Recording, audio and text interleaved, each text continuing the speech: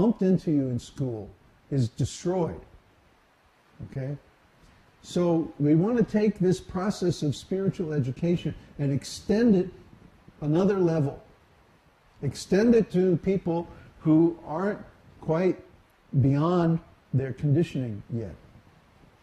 Okay? Now we have enough people who are beyond their conditioning to take action. And the action that we request you to take is that you become a community coordinator for your area. Your area could be a city, it could be a state, it could be an entire country if we don't have enough people in a country. And basically all it means is you make friends with the people in your country who log onto the site. I mean, it's very simple. And we're going to be promoting this program on YouTube, on the front page of our site. We get thousands of visitors every week. Most of them visit once and go away. Why? Because there's no offer of a personal connection. See, if we make an offer that, hey, sign up here and then you'll be in touch with a friend who can show you around. Because it's very bewildering. When you first come to our site, I get feedback from people, or even if I didn't get feedback, just by looking at our stats, that like 40 or 50% of the people who come to our site visit once or twice and then they go away. Why? They're bewildered. There's too much information and it's too different from the information that they've ever seen before in their life. So we have to structure things in such a way that when you come, you kind of get the offer, at least, of a guided tour. Someone to show you around, introduce you to the teachings, show you how to implement them in your basic life, you know, and make friendship with these people. That's all we're asking you to do, really. I mean, it might involve something more than that later on, hint, hint. But in the beginning, just make friends with people. You watch the map. Like, let's say you're a coordinator for the state of Illinois. So every week you go on the site and you go to the map. We just enabled the map on our Moodle site, our university site. And you see, well, who's logged in from Illinois? And you send them a message. Send them an email. Send them an IM. And say, hey, I'm in Illinois too. Cool. You know, drop me a line. Tell me how you like the esoteric teaching. Simple, right? You just make friends with them. Just write back and forth. Stay in touch with them. If they don't log in for a while, see what the problem is. Why aren't they, you know, did they lose interest? Did they run into something they didn't understand or something they couldn't handle? Or did they have a question that they didn't want to ask but is actually bothering them and needs to be handled? What's the problem?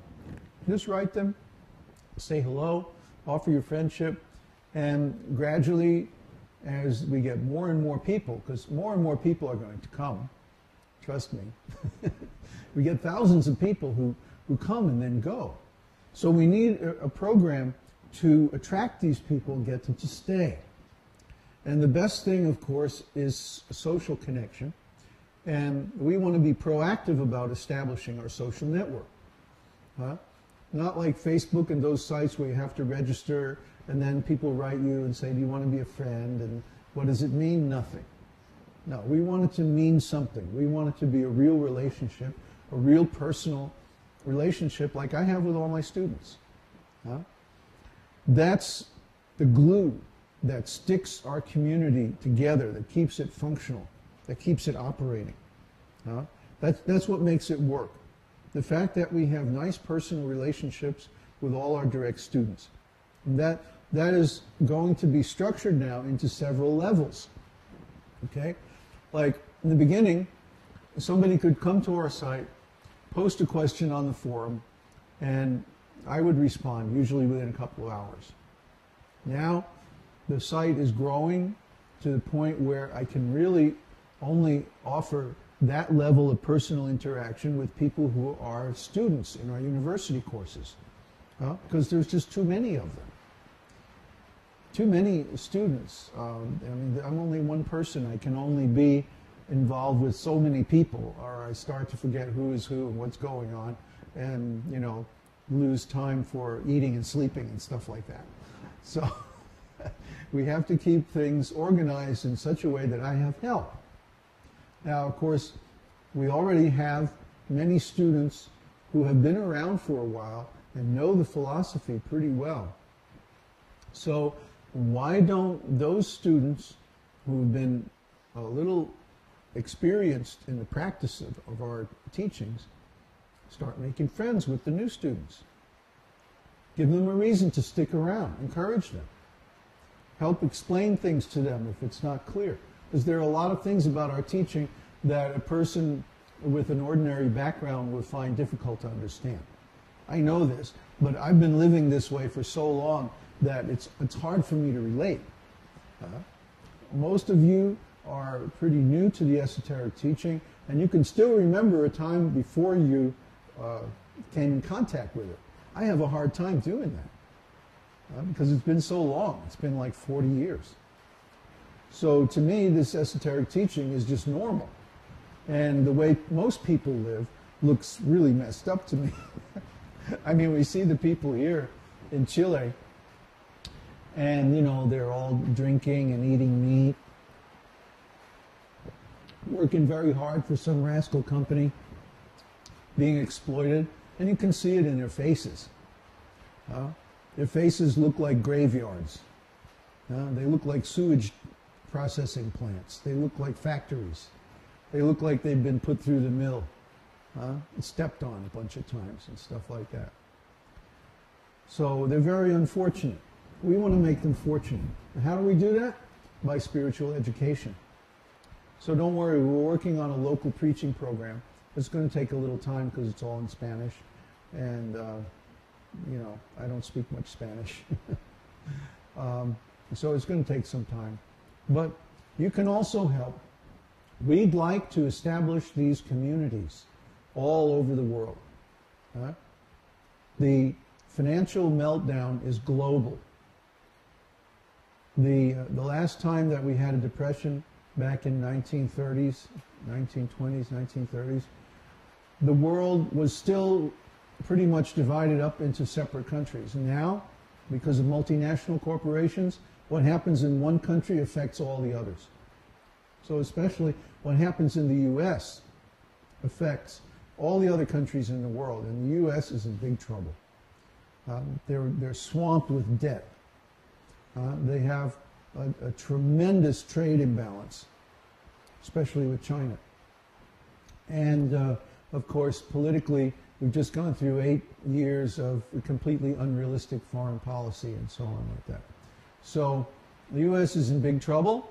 They're losing millions of jobs. Well, now those people are on unemployment for the next 6 months or a year or so, but then what's going to happen? How are they going to cope? How are they going to deal with the situation? We have the answer.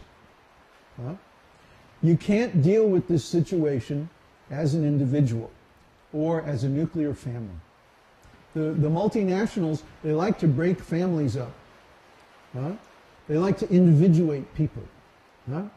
Be yourself, be who you are, like that. Buy our brand of corn chips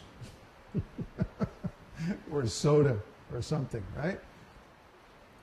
So they encourage this individuation. Individuation means when a person splits off from a natural social group. And in school, they artificially isolate you with a whole bunch of people your age. And so you lose the ability to relate to people who are not your age. And then, guess what happens? You have needs for relationships that people your age can't handle. But because you're used to, you're conditioned to relate to people your age, you start projecting those needs on people who aren't equipped to handle them. And guess what? That makes everybody very unhappy. So here we have a bunch of individuated individuals running around trying to get things from one another that they can't possibly supply. And the whole society becomes miserable, very unhappy. So the cure for that is creating large extended families, large communities, full of all kinds of different people. This is also the cure for the economic problems. Why does everybody have to have their own refrigerator, their own TV, their own computer, their own car, their own this, their own that? Why don't people get together and pool their resources? Then you only need one refrigerator, one vehicle, one house for a large number of people. You see? Why do they want everybody to have their own stuff? So they can sell more of it. It's just a business deal. For the business, the health of the business has been gained at the price of the health of the society. So we want to put the society back in a healthy position. We have to start by getting people together. And there has to be some glue that sticks people